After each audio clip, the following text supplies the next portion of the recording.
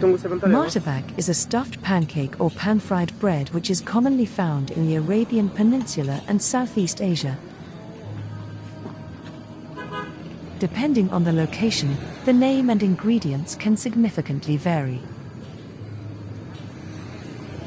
The name Martabak in Arabic means folded.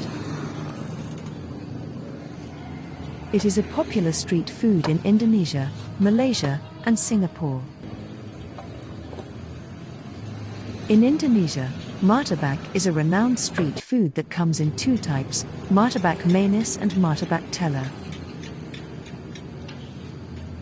Martabak manis or terang bulan is originally a thick and sweet pancake that is usually topped with various toppings ranging from chocolate, cheese, peanuts, condensed milk, sesame seed and margarine.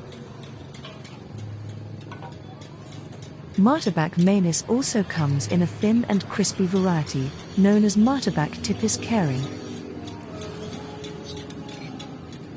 Martabak telur, the savory type, are crispy pancakes that consist of eggs, chicken or beef meat and scallions. Watch till the end and see how this famous Indonesian street food is made.